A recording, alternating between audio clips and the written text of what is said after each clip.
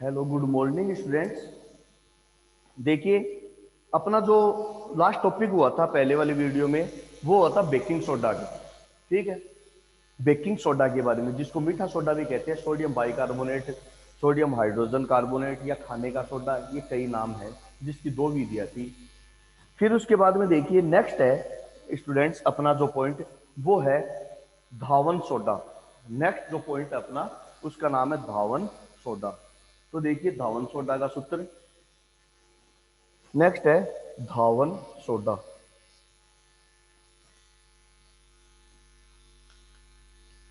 धावन soda.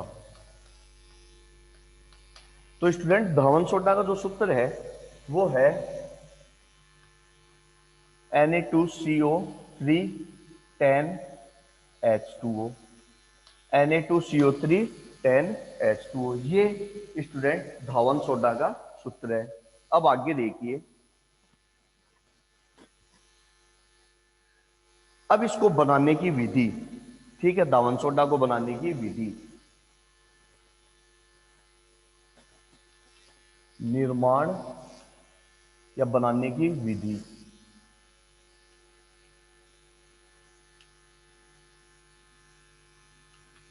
इसको बनाते कैसे, देखिए, सोडियम बाइकार्बोनेट से। किससे बनाते हैं? Sodium bicarbonate.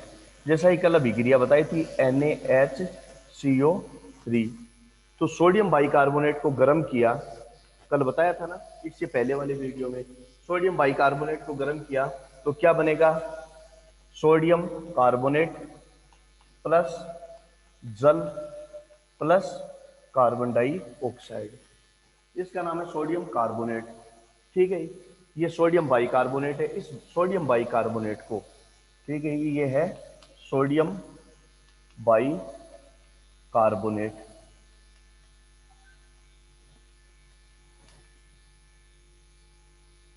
तो स्टूडेंट्स, ये है सोडियम बाइकार्बोनेट। और इस सोडियम बाइकार्बोनेट को जब हमने गर्म किया, तो गर्म करेंगे तो देखिए स्टूडेंट्स, क्या आएगा इसके अंदर? सोडियम कार्बोनेट और जल व कार्बन डाइऑक्साइड। इस सोडियम कार्बोनेट को हमने लिया, सोडियम कार्बोनेट को हमने लिया और इसके अंदर थोड़ा सा पानी मिला दिया, यानी 10 मॉलिक्यूल ऑफ वाटर, 10 अणु जल के इसमें मिला दिए। तो ये बन जाएगा Na2CO3 10H2O। जल के क्रिस्टलीकरण के अंदर था ना, इसका नाम है धावन सोडा। धावन सोडा। अब देखिए स्टूडेंट, धावन सोडा। अब धावन सोडे का गुण देखिए। गुण के क्या होते हैं इसके?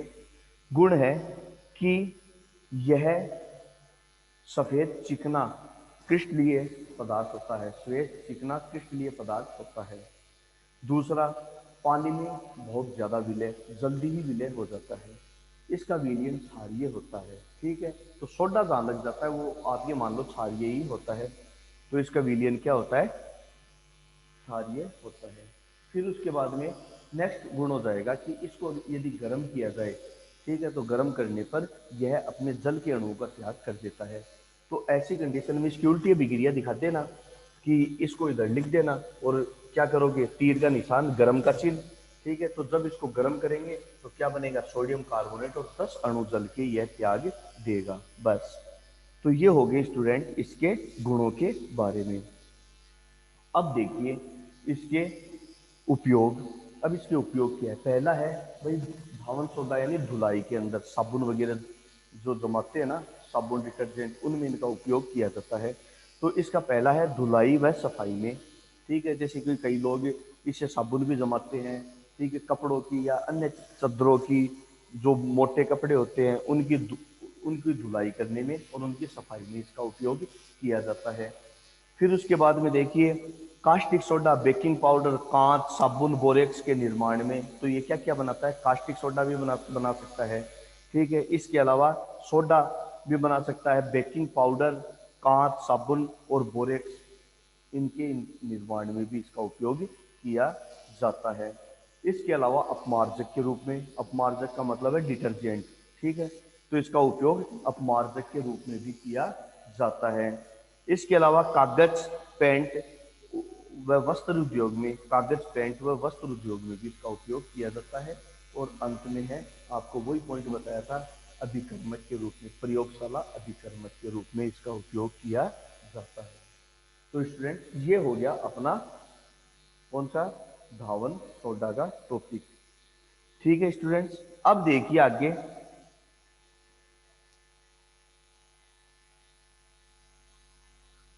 फिर स्टूडेंट एक चीज याद रखना कि इसके अंदर जो सोडियम कार्बोनेट है, इसका निर्माण किस विधि से किया जाता है। ठीक है, ये इस बार पूछ सकते हैं, अगर पेपर टफ आया, थोड़ा घुमा के क्वेश्चन पूछा, तो उस विधि का नाम है साल्वे विधि। ध्यान रखना, साल्वे विधि। तो साल्वे विधि से इसका निर्माण किया जा सकता है। ठीक है स्टूडेंट्स, तो देखिए साल्वे विधि के द्वारा इसका निर्माण किया जाता है, किसका, सोडियम कार्बोनेट का। अब आगे देखिए स्टूडेंट्स, नेक्स्ट है, यहां तक हो गया स्टूडेंट्स। अगर किसी को यहां तक कुछ समझ में नहीं आया, तो आप मुझे डायरेक्ट फोन करके या एसएमएस के द्वारा अपनी प्रॉब्लम पूछ सकते हो। नेक्स्ट है प्लास्टर ऑफ पेरिस। स्टूडेंट देखिए नेक्स्ट टॉपिक है अपना plaster of Paris.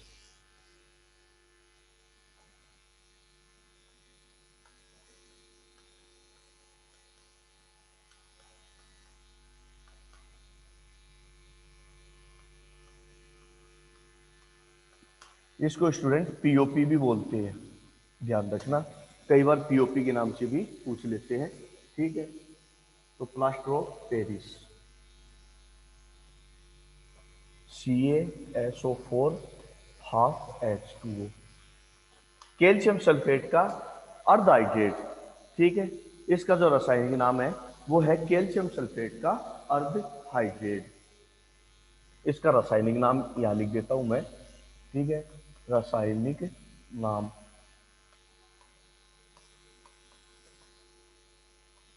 Calcium sulphate का अर्ध हाइड्रेट।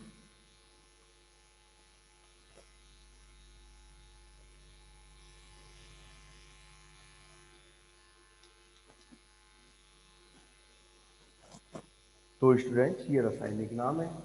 ठीक है, और प्लास्टर ऑफ पेरिस ये सामान्य व्यापारिक नाम है, या पीओपी के नाम से भी इसको पूछते हैं। अब देखिए स्टूडेंट, प्लास्टर ऑफ पेरिस आखिर बनता कैसे है, बनाने का तरीका देखिए प्लास्टर ऑफ पेरिस का। तो इसका निर्माण किया जाता है जिप्सम से। तो जिप्सम का सूत्र आपको क्रिस्टलीकरण जल में करवाया था मैंने। जिप्सम का सूत्र क्या होता है, CaSO4 2H2O, ये है जिप्सम। तो जिप्सम को यदि गर्म किया जाए 393 393 केल्विन ताप पर, यदि इसको गर्म किया जाए, तो ये क्या करता है, बनाता है CaSO4 हाफ H2O, ये है पीओपी, प्लास्टर ऑफ पेरिस बनाता है। ठीक है, प्लस जल। अब देखिए स्टूडेंट्स, किताब में इसको संतुलित किया हुआ है। ठीक है, यहाँ 2 लगाया है, यहाँ 2 लगाया है, वहाँ 3 लगाया है। तो वो कैसे करेंगे, आपको तरीका वही बताता हूँ मैं। तो देखिए सबसे पहले कैल्शियम सल्फेट है, तो जब इसमें से आधा अणु जल का निकल गया, आधा अणु जल का निकल गया, तो कितना बचा, 1.5। ठीक है, तो 1.5 को आप 3/2 भी तो लिख सकते हो, 3/2 H2O, ऐसे भी तो लिख सकते हैं 1.5 को। अब देखो, अब आपको पता है कि 3/2 क्या होता है, कुछ नहीं होता है 3/2। ठीक है, तो 3/2 में से ये जो 3/2 है, ये 2 हटाना पड़ेगा अपने को। तो इसको हटाने के लिए क्या करो, इन सबको 2 से मल्टीप्लाई कर दो, तो 2 से गुणा करोगे, इसको और इसको 2 से करोगे, तो 2 से 2 कैंसिल हो गया। तो देखिए क्या होगा, इसको भी 2 से गुणा कर दो। ठीक है, गुणा 2, फिर यहाँ पर भी कर दो गुणा 2, और यहाँ पर भी कर देंगे गुणा 2। अब देखिए स्टूडेंट्स, ये 2 से ये 2 कैंसिल हो गया, बाकी सबके 2 लग जाएगा। तो क्या होगा, देखिए यहाँ लग गया 2, फिर यहाँ पर भी लग गया 2, और फिर यहाँ पर भी लग गया 2, सॉरी यहाँ 3 लगेगा। क्योंकि दो तो कट ही गया। तो ये हो गया स्टूडेंट्स आपका संतुलित समीकरण प्लास्टर ऑफ पेरिस के निर्माण की विधि। अब देखिए इसको प्लास्टर ऑफ पेरिस क्यों कहते हैं, ठीक है, क्योंकि इसका उपयोग एक प्लास्टर के रूप में किया जाता है। जैसे दीवारों पर प्लास्टर होता है ना, प्लास्टर करवाते हैं, वैसे ही प्लास्टर हाथों पर भी प्लास्टर के लिए इसका उपयोग किया जाता है, ठीक है। तो इसलिए इसका नाम प्लास्टर ऑफ पेरिस। पेरिस क्यों, क्योंकि सबसे पहले जिसने इसको बनाया था उसने इसका निर्माण पेरिस में ही किया था। तो अपने ही सिटी का नाम रखने के लिए, बड़ा रखने के लिए इसने पेरिस के रूप में इसका नाम दिया प्लास्टर ऑफ पेरिस। जनरली ये सबका देखा हुआ है, क्यों, क्योंकि यह जो जब किसी की हड्डी टूट जाती है, कहीं पर भी लग जाती है, तो जो प्लास्टर बनवाते हैं के लोग हाथ के, पैरों के, कंधे के, ठीक है, वो क्या है, प्लास्टर ऑफ पेरिस ही होता है। उसको शॉर्ट में प्लास्टर ही बोलते हैं, ठीक है। तो देखिए अब अपन इसकी देखते हैं इसके गुणों के बारे में। तो देखिए कैसा होता है, श्वेत चिकना पदार्थ होता है। यह कैसा होता है, श्वेत ठोस चिकना पदार्थ होता है। तो पहला गुण आ गया स्टूडेंट इसका कि यह श्वेत ठोस और चिकना पदार्थ होता है, ठीक है ना, एकदम चिकना सा पदार्थ होता है। फिर दूसरा दूसरा है जल में मिलाने पर 15 से 20 मिनट के बाद में यह कठोर हो जाता है। दूसरा सबसे बड़ी चीज क्या होती है कि इसको यदि थोड़ा सा इसमें पानी डाल दिया जाए तो लगभग 15-20 मिनट बाद मान लो, या फिर 10 से 15 मिनट में ही यह कठोर हो जाता है, जम जाता है, ठीक है। क्यों, क्योंकि वो जिप्सम बन जाता है, ठीक है। जल मिलाने पर वो क्या हो जाएगा, जिप्सम बन जाएगा और इस प्रकार से एकदम से कठोर हो जाता है। तो अब देखो कैसे इसी की उल्टी रिएक्शन आ जाएगी, ठीक है। तो ये तो है प्लास्टर ऑफ पेरिस, इसमें हमने क्या मिला दिया, जल मिला दिया। तो इसी की ऐसी इसकी अपोजिट रिएक्शन लिख दो, क्या आ जाएगा, CaSO4 ½ H2O, ठीक है, प्लस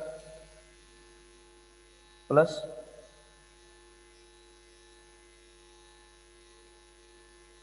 3H2O, 3H2 यानी 3 अणु जल के, तो क्या बनेगा, यही बन जाएगा जिप्सम 2 कैल्शियम सल्फेट तो 2H2। तो वापस इससे क्या बन गया, जिप्सम बन गया, यानी कि यह जम जाता है।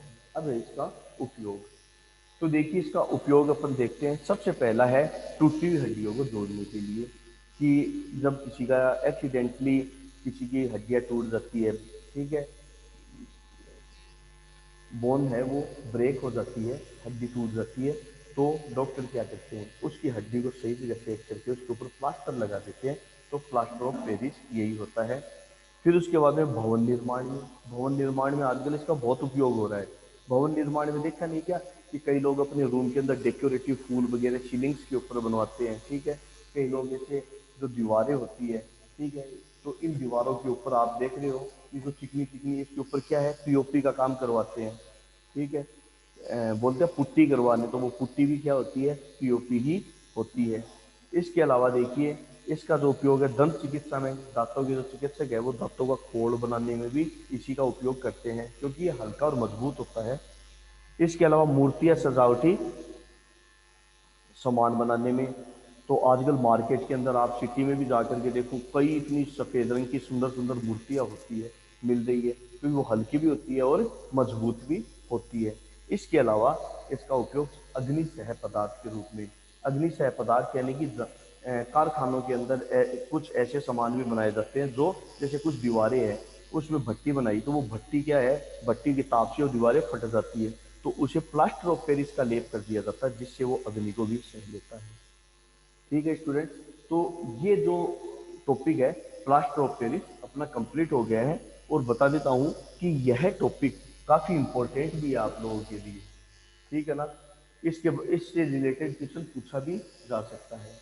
फिर इसके अलावा एक पॉइंट और बता देता हूँ, वो लास्ट में आप लिख देना। आपकी बुक के अंदर जो मैंने बताया इतने ही पॉइंट है, एक पॉइंट और बच रहा है, वो पॉइंट आप जरूर लिख देना कि जिप्सम निर्माण में, ठीक है ना भाई, कौन कौन से पॉइंट हो गए, टूटी हुई हड्डियों को जोड़ने में दंत चिकित्सा के रूप में किया जाता है, अग्निसह पदार्थ के रूप में इसका उपयोग किया जाता है, भवन निर्माण में इसका उपयोग किया जाता है, मूर्तियां सजावटी सामान बनाने में, और लास्ट में लिख देना जिप्सम निर्माण में, तो जिप्सम निर्माण में लिखो तो यह अभिक्रिया आ जाएगी इसके अंदर।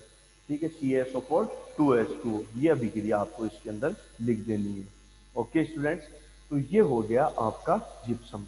अब जिप्सम होता क्या है, सीमेंट फैक्ट्री, सीमेंट में इसका उपयोग किया जाता है। जितनी ज़्यादा सीमेंट में जिप्सम में जितनी ज़्यादा सॉरी सीमेंट में जितनी ज़्यादा जिप्सम मिली हुई होगी वो उतने ही अच्छी ग्रेड वाली सीमेंट मानी जाती है। तो ये है स्टूडेंट्स आपका टॉपिक जिप्सम के बारे में। नेक्स्ट है, आज अपने जितने भी साल्ट थे वो सारे के सारे अन्य महत्वपूर्ण जो लवण थे वो कंप्लीट हो गए हैं। अब अपना एक नेक्स्ट टॉपिक शुरू करते हैं, वो है साबुन एवं अपमार्जक। लास्ट पॉइंट है ये, लास्ट टॉपिक है इस लेसन का। तो देखिए साबुन एवं अपमार्जक देखते हैं, साबुन और अपमार्जक के बारे में। तो देखिए साबुन और अपमार्जक, अपमार्जक का मतलब होता है डिटर्जेंट, ठीक है ना। अपमार्जक का मतलब क्या होता है, डिटर्जेंट। तो देखिए कि जो साबुन है और अपमार्जक है, ठीक है, दोनों ही देखने में एक जैसे हैं, लेकिन दोनों में अंतर क्या है, फिर दोनों का उपयोग क्यों किया जाता है, इसका रीजन है। साबुन और अपमार्जक का उपयोग कहाँ किस चीज में किया जाता है, पानी के साथ किया जाता है। तो इस आधार पर पानी दो प्रकार का होता है, देखिए आगे। इस आधार पर जो जल होता है वह दो प्रकार का होता है, एक है मृदु जल,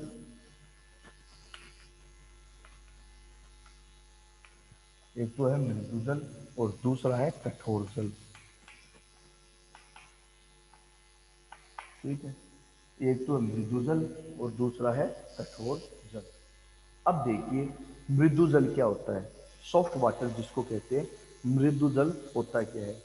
मृदु जल वो होता है स्टूडेंट्स जो, जैसे जो अपन जनरल पानी पीते हैं ना, घरों के अंदर आता है, जैसे कि नल से जो पानी आता है या फिल्टर पानी आता है, ये मृदु जल है।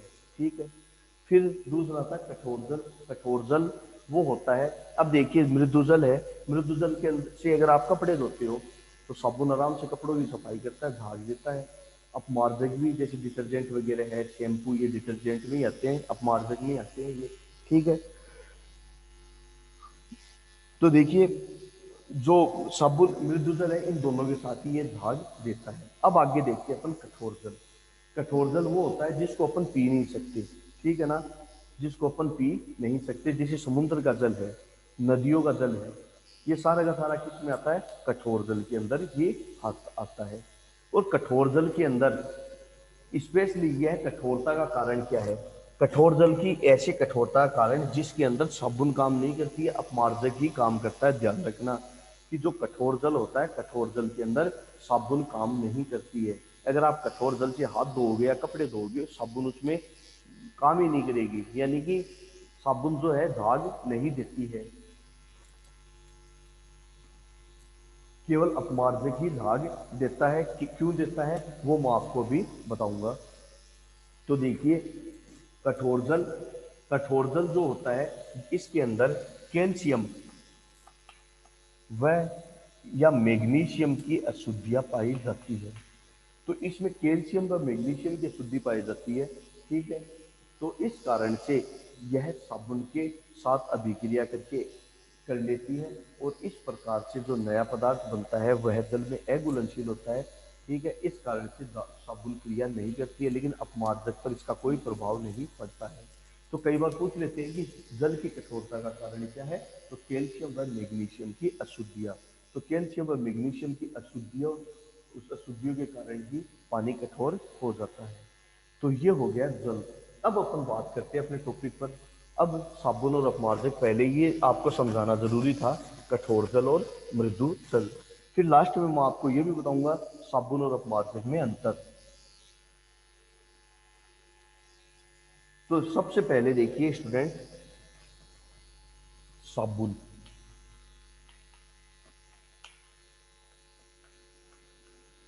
सोप,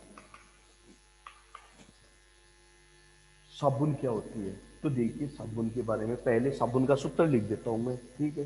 जैसे सोडियम परमेटेट, सोडियम स्टीरेट, तो ये है C17H35 COO Na, या के, इसकी जगह सी डब्ल्यू के बाद में या तो Na भी, सोडियम भी लिख सकते हो या पोटेशियम भी लिख सकते हो, आपकी मर्जी है। तभी मैंने बीच में ओब्लिक दिया है कि सोडियम या पोटेशियम में कोई भी एक जुड़ा हुआ हो सकता है। दूसरा, पहला तो ये हो गया। सेकंड और भी हो सकता है साबुन का फॉर्मूला, एक C15H31, C15H31 COO, सोडियम या पोटेशियम। ठीक है, ये सोडियम फॉर्मिकेट है, ये एक सोडियम स्टीरेट है। तो ये होता है साबुन का सूत्र। अब देखिए, साबुन का हो गया। अब ये देखो, C17H31, यहाँ C17H35 और C15H31। ठीक है, इनकी अलग अलग संख्या, ये कार्बन की एक लंबी चेन होती है, कार्बन की एक लंबी श्रृंखला होती है कि जिसमें देखो C17H35 COO, इसको कार्बोक्सिलिक भाग कहते हैं। क्या बोलते हैं इसको? कार्बोक्सिलिक। जहाँ COO जुड़ जाता है ना, वो कार्बोक्सिलिक भाग कहलाता है। ठीक है, तो यह एक बहुत लंबी श्रृंखला है जिसमें 17 कार्बन जुड़े हुए रहते हैं। CH3 CH2 CH2 CH2 CH2 ऐसे करके बहुत लंबी श्रृंखला है। इसी प्रकार यह भी काफी लंबी श्रृंखला है जिसमें 15 कार्बन जुड़े हैं, हाइड्रोकार्बन, यानी 15 हाइड्रोकार्बन जुड़े हुए हैं, यानी 15 कार्बन और 31 हाइड्रोजन जुड़े हुए हैं। तो यह भी एक बहुत लंबी श्रृंखला है। तो CH3 CH2 CH2 काफी लंबी श्रृंखला होती है। तो देखिए, साबुन की परिभाषा क्या हो सकती है कि साबुन सोडियम या पोटेशियम लवण की उच्च स्तरीय कार्बोक्सिलिक श्रृंखला साबुन कहलाती है। सोडियम या पोटेशियम लवण की उच्च स्तरीय या लंबी श्रृंखला क्या कहलाती है? कार्बोक्सिलिक श्रृंखला क्या कहलाती है? साबुन कहलाती है। क्लियर? तो इनकी जगह अपन क्या लिख सकते हैं? आर भी लिख सकते हैं। यह देखिए, इतना जो हिस्सा है ना, इसकी जगह अपन क्या लिख दें? आर। तो क्या आ जाएगा? RCOO, सोडियम या पोटेशियम। तो साबुन का एक शॉर्ट में जो सूत्र बनता है वो RCOO, सोडियम या पोटेशियम। आर का मतलब हाइड्रोकार्बन, यानी C17H35 या C15H31 हो सकता है। ठीक है, तो ये हो गया अपना साबुन के बारे में। नेक्स्ट है अपमार्जक। थोड़ा सा ये अपमार्जक के बारे में ज्यादा नहीं है, तो देखिए, वैसे आपकी इतना ज्यादा है नहीं अपमार्जक के बारे में।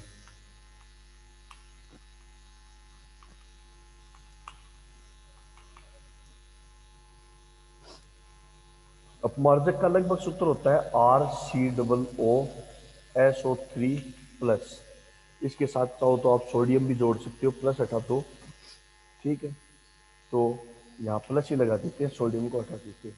तो देखिए, उच्च, ये वही है C17H35 वाला। तो देखिए, अपमार्जक क्या होता है कि उच्च श्रृंखला के कार्बोक्सिलिक सीरीज का सल्फोनेट लवण क्या कहलाता है? अपमार्जक। तो भाई, उच्च स्तरीय कार्बोक्सिलिक श्रृंखला का सोडियम या पोटेशियम लवण क्या कहलाता है? क्या कहलाता है? SO3 आएगा यहाँ, साबुन कहलाता है। और उच्च स्तरीय कार्बोक्सिलिक श्रृंखला का सल्फोनेट या अमोनियम या सल्फोनेट लवण क्या कहलाता है? अपमार्जक कहलाता है। ओके स्टूडेंट,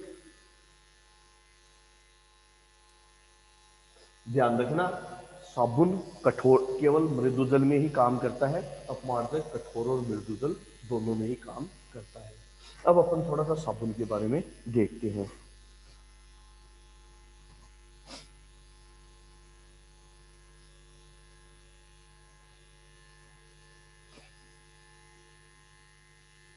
अब देखिए, ये प्रक्रिया होती कैसे है, आप इस चीज को ये किताब में उतार लेना, ये नोट्स में नहीं है स्टूडेंट, तो ये आपको अलग से नोट्स में करना पड़ेगा कि क्या कारण है कि जो कठोर जल है वह साबुन को झाग नहीं देने देती। भाई, साबुन है वो कठोर जल में झाग नहीं देती है, लेकिन मृदु जल में दे देती है। इसका कारण क्या है? तो इसका कारण यहाँ से देखिए स्टूडेंट, होता क्या है, यहीं से ले लेते हैं अपन। देखिए, RCOO, मान लिया कि सोडियम यहाँ जुड़ा है। ठीक है, इसके दो अणु यहाँ आ गए। अब जैसे ये जल के अंदर इसको घोलोगे तो जल में मानना कि कैल्शियम की अशुद्धि आ गई, कैल्शियम या मैग्नीशियम कोई सी भी हो सकती है, कैल्शियम की अशुद्धि आ गई। अब देखो, यह कैल्शियम इस सोडियम को हटा देगा और क्या बनेगा? RCOO, यहाँ दो लगा देते हैं, और कैल्शियम प्लस सोडियम को इसने हटा दिया। अब यह जो बना, ठीक है, कैल्शियम की लंबी कार्बोक्सिलिक हाइड्रोकार्बन श्रृंखला, ठीक है, यह जल में अविलय है। ठीक है, कठोर जल में क्या यह है, जल में अविलय। तो जब यह जल में विलय नहीं होगी तो यह जल के साथ क्रिया ही नहीं कर पाएगी, और क्रिया ही नहीं करेगी तो जहाज पैदा नहीं होंगे और कपड़ों की सफाई नहीं होगी। तो यह अभिक्रिया आप लिख सकते हो, वहां पर ये किताब में नहीं है, लेकिन फिर भी आप चाहो तो यह अभिक्रिया लिख करके उनको दिखा सकते हो। ठीक है, तो स्टूडेंट्स अब आगे देखिए, अब जो चीज कराने जा रहा हूं इंपॉर्टेंट है, ध्यान से देखना।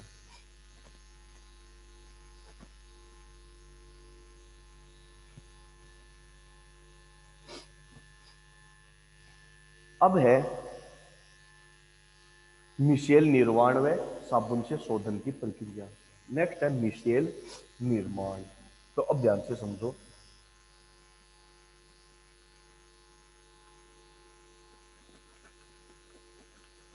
मिशेल निर्माण।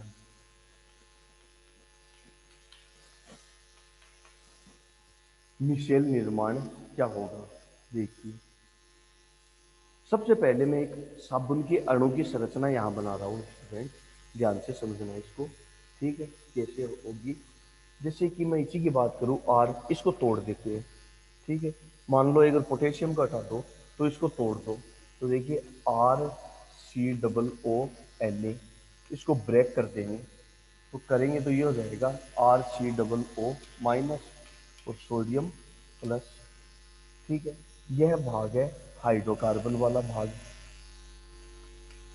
हाइड्रोकार्बन या कार्बोक्सिलिक हाइड्रोकार्बन ले लो, हाइड्रोकार्बन या कार्बोक्सिलिक भी बोल सकते हो। और यह भाग है आयनिक, या इसको ध्रुवीय भाग भी बोल सकते हो, ध्रुवीय भाग भी बोल सकते हो। अब इसी से अपन साबुन के एक अणु की संरचना बनाते हैं, देखिए कैसी होती है। देखिए, ये एक साबुन का अणु है, ठीक है, ये, तो ये हिस्सा हो गया RCOO-, और ये हिस्सा हो गया सोडियम या पोटेशियम वाला हिस्सा, ये कहलाता है। ये जो हिस्सा है, ठीक है, इसको कहते हैं सिर, इसको कहते हैं पूंछ। ये जल रागी,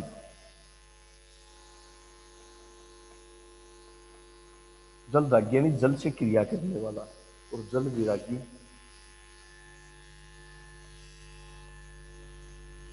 यानी जल से दूर हटने वाला, या जल से कोई भी प्रकार की, किसी भी प्रकार की कोई अभिक्रिया नहीं करता है, इसलिए इसको हम क्या कहते हैं, जल विरागी कहते हैं। ये ध्रुवीय भाग है, कौन सा भाग है ये, ध्रुवीय भाग, इसको कहते हैं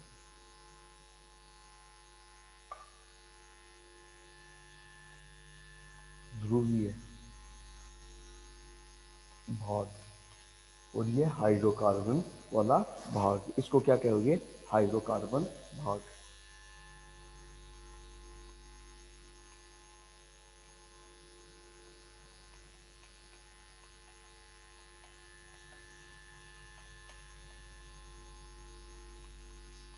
इस तरीके से, तो ये एक साबुन की सामान्य संरचना होती है। अब अपन बात करते हैं स्टूडेंट्स मिशेल निर्माण की। तो मिशेल निर्माण की प्रक्रिया देखिए क्या होगी, अभी बताता हूं मैं आपको। देखिए, मिशेल निर्माण, तो देखो, माना कि ये कोई गंदगी है या तेल का धब्बा है, किसी कपड़े पर लग गया, ठीक है, किसी कपड़े पर लग गया, ये तेल या ग्रीस कुछ भी हो सकता है। अब जैसे इस पर आप कपड़ा रगड़ोगे, सॉरी साबुन रगड़ोगे, तो साबुन रगड़ते ही यह अणु इसके चारों तरफ आ जाएंगे। तो ये हाइड्रोकार्बन वाला भाग इसकी तरफ, और यह भाग ऊपर की तरफ उल्टा आएगा, इस तरीके से देखो।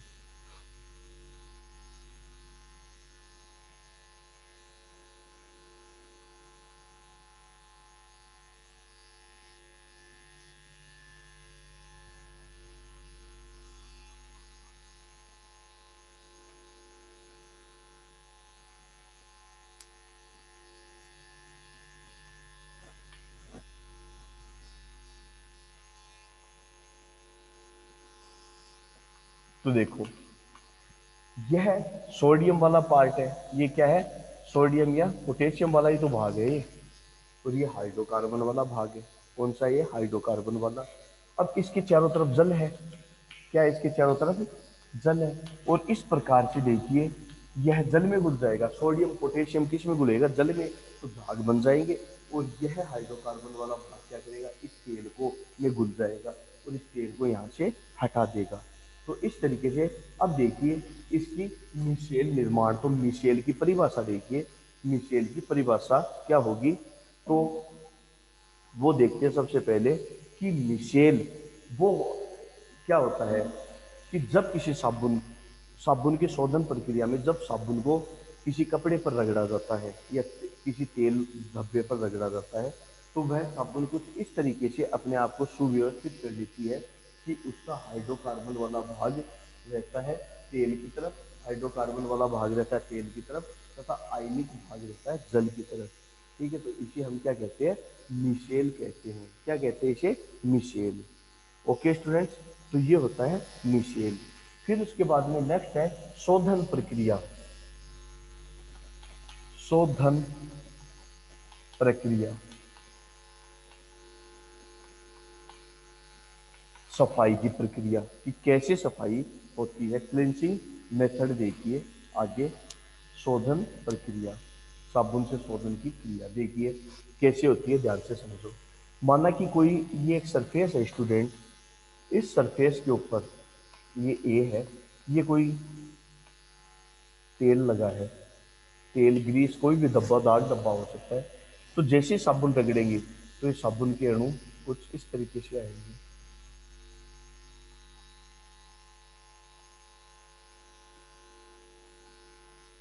इस तरीके से इसकी तरफ आएंगे। ठीक है, और यहाँ आने के बाद में आगे देखिए,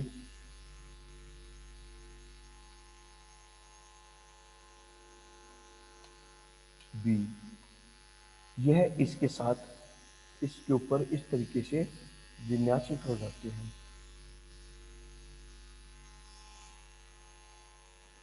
ठीक है, इसके साथ अभिक्रिया करना चालू कर देते हैं इसके ऊपर। ठीक है, तो ये क्या करेंगे, इसके ऊपर इस तरीके से अभिक्रिया करना स्टार्ट कर देते हैं।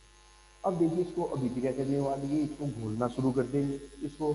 ठीक है, ये इसमें घुलना शुरू हो जाएगा, तो कुछ इस तरीके की बनेगी,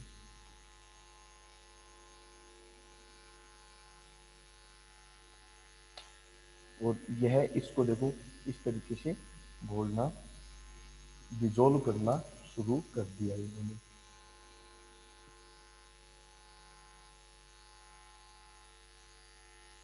इस तरीके से इन्होंने इसको घोलना शुरू कर दिया, और फिर सी हो गया, और फिर डी में देखिए क्या होगा, डी के अंदर ये होगा कि इस, अब यहाँ से यह, अब देखिए आपको ये पता है कि ये इसको घोल देगा चारों तरफ, ऊपर की तरफ क्या झाग है, ऊपर की तरफ क्या झाग, वो झाग इसको ऊपर की तरफ खींचेंगे, झाग का ये कार्य होता है, वो इसको ऊपर की तरफ खींचेंगे, और यह देखिए जो तेल का डब्बा है यह ऊपर की तरफ आ जाता है इस तरीके से। ठीक है, और इसके चारों तरफ ये अणु इस तरीके से विन्यासित हो जाते हैं।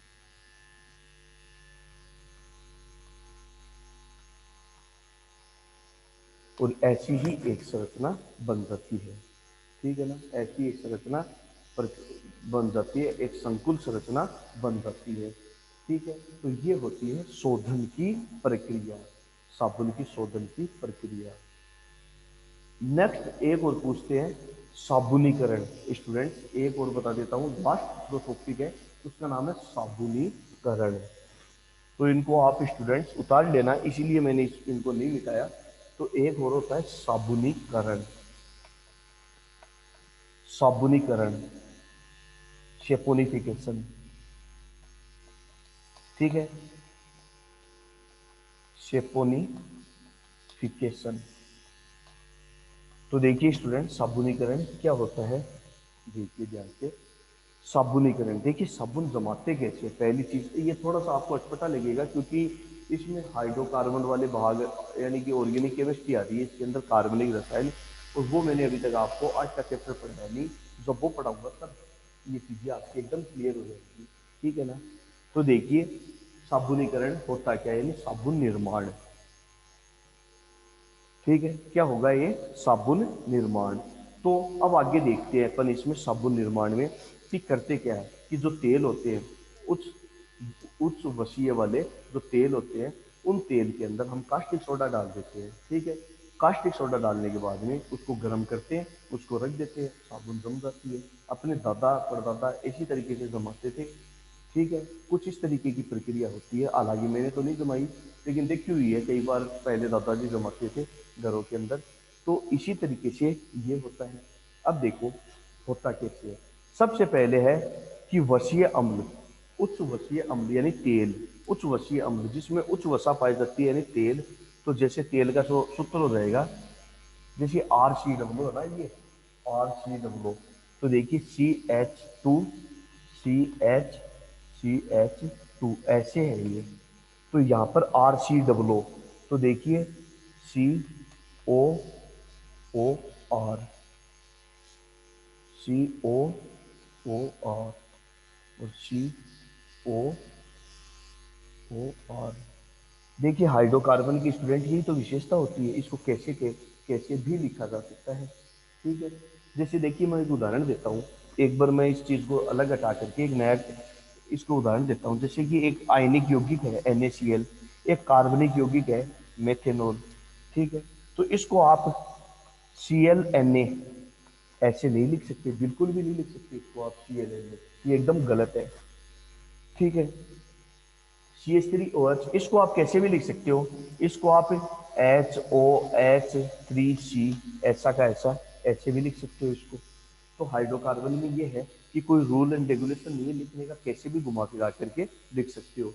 तो इसको मैंने RCOO को मैंने क्या लिखा है, इस तरीके से ही तो लिखा है इसको, RCOO, इस तरीके से। तो अब आगे देखिए उच्च वसीय अम्ल, ये है उच्च वसीय अम्ल।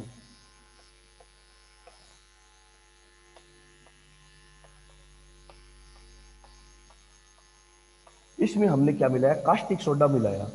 तो 3NaOH हमने क्या मिलाया इसमें, थोड़ा सा कास्टिक सोडा मिला दिया। अब देखिए कि इसमें कास्टिक सोडा मिलाने के बाद में क्या होगा कि RCOO, ये देखिए माइनस वाला भाग होता है RCOO कार्बोक्सिलिक वाला, तो इसमें प्लस वाले भाग सोडियम के साथ क्रिया कर लेगा। तो कितने हैं, एक, दो और तीन ही सोडियम है। तो 3RCOONa बन जाएगा, ठीक है। RCOONa बन जाएगा। एक बार इसमें थोड़ी सी साफ नहीं दिख रहा है क्या, अब देखिए 3, अब सही है, RCOONa प्लस, तो ये तो हो गई साबुन, देखिए RCOONa, ये तो हो गई साबुन, ये तो हो गया साबुन का सूत्र, इस तरीके से बन गई ना साबुन। और प्लस CH2 ठीक है। देखिए अब ये OH, तीन OH इनके साथ जुड़ जाएगी, CH2OH CHOH CH2OH, तो ये बन जाएगा CH2OH CHOH और CH2OH। इसका नाम है ग्लिसरोल, यहां लिख रहा हूं स्टूडेंट में, ग्लिसरोल, इसका नाम है ग्लिसरोल, ठीक है। तो यह हो गया हमारा साबुनीकरण की प्रक्रिया, साबुन और मार्जक का टॉपिक हमारा हो गया कंप्लीट। तो स्टूडेंट अब देखिए कि साबुनीकरण की परिभाषा, साबुनीकरण किसे कहते हैं, यानी वह प्रक्रिया जिसमें उच्च वसीय अम्ल की कास्टिक सोडे के साथ क्रिया करवा करके, ठीक है, उसे उच्च ताप पर गर्म करके, कि उच्च वसीय अम्ल की कास्टिक सोडे के साथ उसे उच्च ताप पर गर्म करने पर साबुन बनती है तथा ग्लिसरोल बनता है, या ग्लिसरोल नहीं बनाओ लिखो तो साबुन बनती है, इसे हम क्या कहते हैं, साबुनीकरण कहते हैं। तो उच्च वसीय अम्ल की कास्टिक सोडे के साथ क्रिया करवाने पर या फिर कास्टिक सोडे के साथ गर्म करने पर साबुन के अणु का निर्माण होता है, इसे हम क्या कहते हैं, क्या कहते हैं इसको अपन साबुनीकरण कहते हैं, यानी साबुन बनाने की प्रक्रिया साबुनीकरण कहलाती है। तो स्टूडेंट्स ये हो गया आपका लेसन कंप्लीट। इससे रिलेटेड कुछ और छोटे मोटे कोई पॉइंट है, टॉपिक है, वो मैं आपको वैसे करवा दूंगा। ठीक है, और नेक्स्ट टाइम हम अपना नेक्स्ट टॉपिक स्टार्ट करेंगे। ठीक है स्टूडेंट।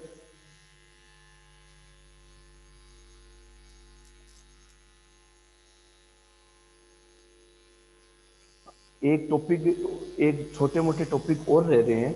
ठीक है, वो मैं आपको नेक्स्ट वीडियो में वैसे करवा दूंगा। ठीक है स्टूडेंट, ओके, थैंक यू।